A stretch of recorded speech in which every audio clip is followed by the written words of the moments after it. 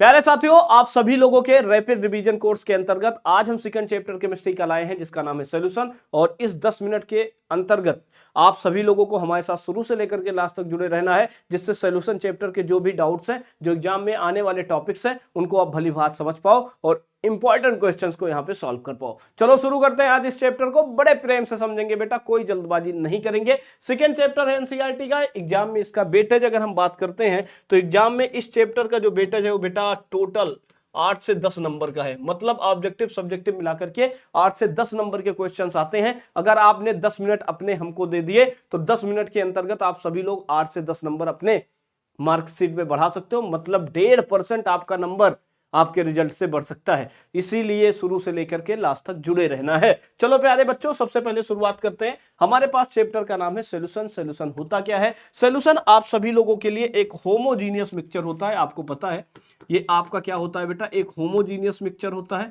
जिसके दो कंपोनेंट होते हैं बेटा। एक का नाम है सोल्यूट और एक का नाम होता है बेटा सॉल्वेंट। ये सोल्यूट और सॉल्वेंट का क्या होता है बेटा? मिक्सचर होता है।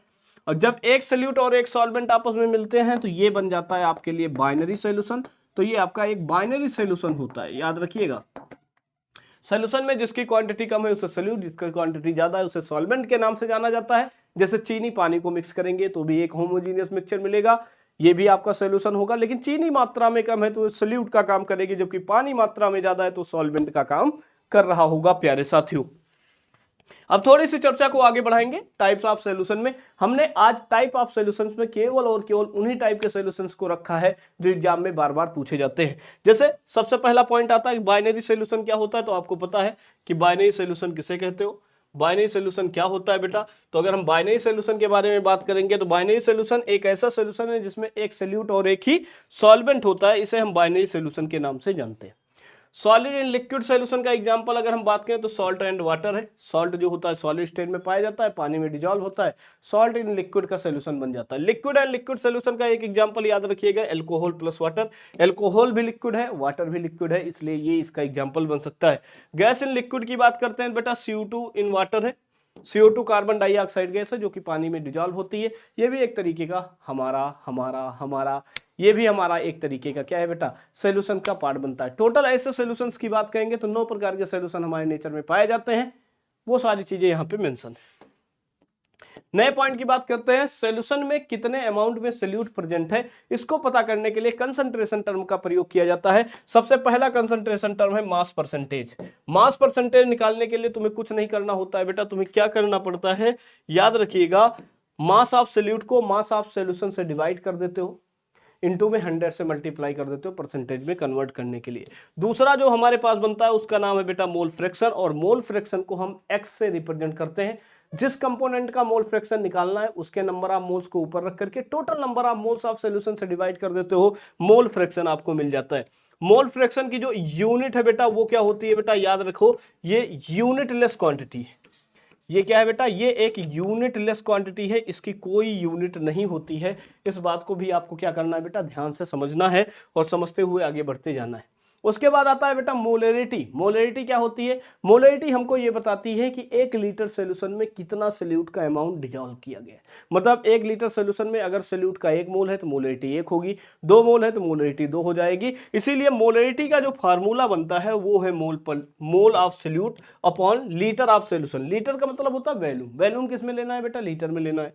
अगर मैं इसके यूनिट की बात करता हूं बेटा तो याद रखिएगा इसकी यूनिट होती है मोल पर केजी, लीटर। मोल पर लीटर होता है और इसी को रिप्रेजेंट करते हो एम से। एक बनता है सेमी मोलर सॉल्यूशन, याद रखिएगा सेमी मोलर सॉल्यूशन की मोलरिटी होती है 1/2 मोल पर लीटर। अगर हम डेसी मोलर सॉल्यूशन की बात करेंगे तो डेसी मोलर सॉल्यूशन की जो मोलरिटी होती है 1/10 मोल पर लीटर, 1/10 मोल पर लीटर होती है। एक बनता है बेटा मोलर सॉल्यूशन, और मोलर सॉल्यूशन की मोलरिटी होती है 1 मोल पर लीटर। कितनी होती है बेटा? 1 मोल पर लीटर होती है, याद रखिएगा। अगर ऐसे बाई मोलर सोल्यूशन आ जाता है, बाई मोलर सोल्यूशन हमारे पास आ जाता है तो बाई मोलर सोल्यूशन की जो मोलरिटी होती है वो होती है 2 मोल पर लीटर। कितना? 2 मोल पर लीटर होती है। इस पॉइंट को याद रखने की जरूरत है। इसी तरीके से मोलेलिटी एक वर्ड आता है। मोलरिटी और मोलरिटी में अंतर क्या होता है बेटा, यहां पे हम वैल्यूम किस में लेते हैं, लीटर में। यहां पे वेट ऑफ सॉल्वेंट होता है जो कि किस में लिया जाता है, तो याद रखिएगा केजी में लिया जाता है। और इसकी यूनिट कितनी होती है बेटा, तो याद रखोगे इसकी यूनिट होती है मोल पर केजी। इसकी यूनिट क्या होती है बेटा, मोल पर केजी होती है, याद रखने की जरूरत है। अब ये दो पॉइंट बहुत इंपॉर्टेंट है बेटा, इस पे फोकस करोगे। मोलरिटी क्या होती है, टेम्परेचर इंडिपेंडेंट है, इस पे टेम्परेचर पर कोई इफेक्ट नहीं पड़ता है। जबकि मोलरिटी जो होती है टेम्परेचर डिपेंडेंट है, टेम्परेचर बढ़ाने या घटाने से इस पे प्रभाव पड़ता है। ये क्वेश्चन एग्जाम में कई बार पूछा गया है, इसलिए बेटा इस पॉइंट को विशेष तरीके से याद रखना, बहुत अच्छे तरीके से समझ करके आगे बढ़ना, ठीक है। चलो आगे बढ़ते हैं बेटा, मेरे पास आ जाती है सॉल्युबिलिटी। अब सॉल्युबिलिटी हम किसकी बात करते हैं, सॉलिड लिक्विड सॉल्यूशन की बात करते हैं। तो सबसे पहले सॉल्युबिलिटी पे अगर हम चर्चा करते हैं तो सॉलिड और लिक्विड सॉल्यूशन की सॉल्युबिलिटी पर डिस्कशन को आगे बढ़ाते हैं। अगर हम क्या करते हैं, टेम्परेचर को बढ़ाते हैं। अगर कोई सॉल्यूशन है सॉलिड और लिक्विड का, जैसे पानी और सॉल्ट का सॉल्यूशन है, तो सॉलिड इन लिक्विड हो गया, क्योंकि सॉलिड यहां पे सॉल्ट हो गया और लिक्विड हमारा यहां पे सॉल्वेंट हो गया। तो टेम्परेचर बढ़ाने से सॉल्युबिलिटी यहां पे बढ़ जाएगी। गैस इन लिक्विड की बात करेंगे तो गैस के केस में टेम्परेचर जब बढ़ाते हो तो सॉल्युबिलिटी कम हो जाती है, लेकिन प्रेशर बढ़ाने से क्या होती है, सॉल्युबिलिटी भी बढ़ जाती है। इसी को हम लोग क्या कहते हैं बेटा, हेनरी का नियम कहते हैं। और हेनरी लॉ के अकॉर्डिंग P बराबर KH इंटू में क्या आया था, X आया था, जिसको हेनरी लॉ के नाम से भी जानते हैं, जिसे हम हेनरी लॉ के नाम से भी जानते हैं, ठीक है। चलो भाई नए क्वेश्चन की तरफ मूव करेंगे। हेनरी लॉ का ये फार्मूला है P बराबर KH इंटू X। यहाँ पे P क्या था बेटा, P आपका था partial pressure, applied partial pressure है।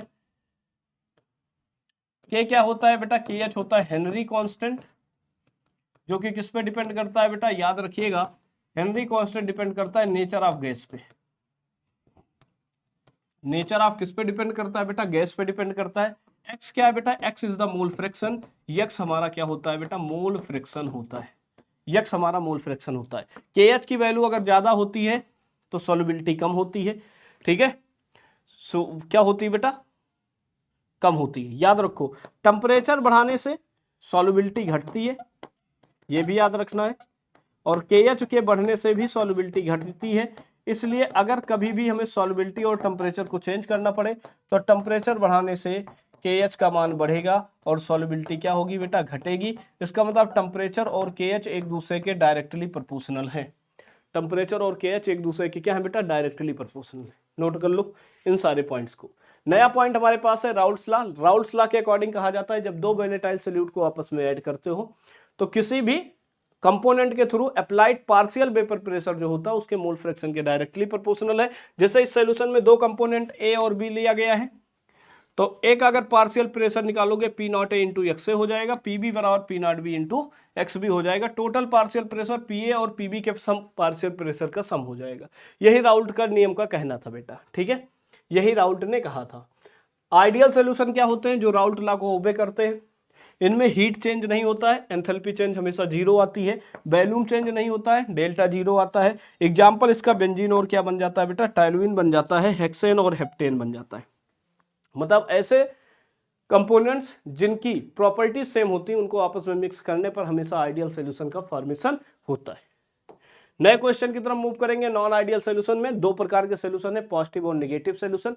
यहां पे क्या होता है, यहां पे इंटरेक्शन बिटवीन द पार्टिकल्स कम होता है, सॉल्यूट और सॉल्यूट, सॉल्वेंट सॉल्वेंट के पार्टिकल से।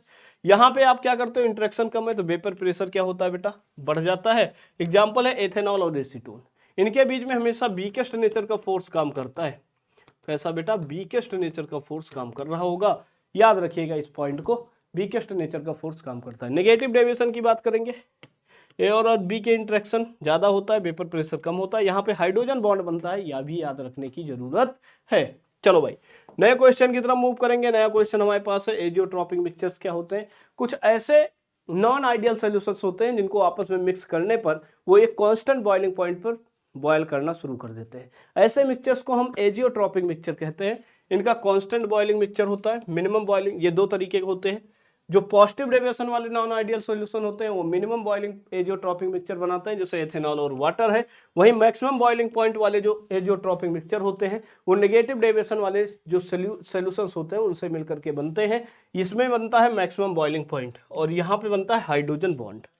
क्या बनता है बेटा, हाइड्रोजन बॉन्ड बन जाता है। कॉलिगेटिव प्रॉपर्टीज की बात करते हैं। सॉल्यूशंस की कुछ ऐसी प्रॉपर्टीज हैं जो सॉल्यूट और सॉल्वेंट के किस पे डिपेंड करती है, जो सॉली जो जो जो जो केवल और केवल सॉल्यूट के पार्टिकल की संख्या पर डिपेंड करती है, उन्हें हम कॉलिगेटिव प्रॉपर्टी कहते हैं। इसमें पहला आता है relative lowering in vapour pressure, जिसका फार्मूला यहाँ पे आप सभी को मेंशन करके दिया गया है, P naught minus P upon P naught equal to x.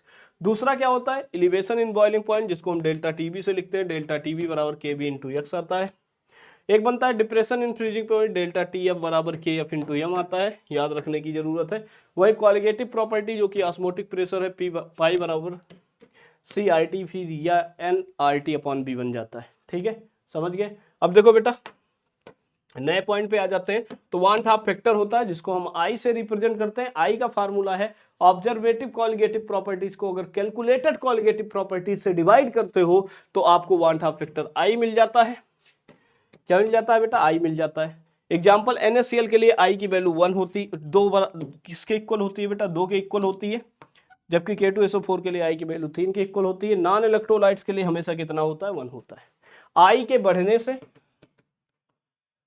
Elevation in boiling point EBP बढ़ता है, डिप्रेशन इन फ्रीजिंग पॉइंट क्या होता है बेटा, कम होता है, जबकि ऑस्मोटिक प्रेशर क्या हो जाता है बेटा, बढ़ जाता है। इस पॉइंट को याद रखिएगा।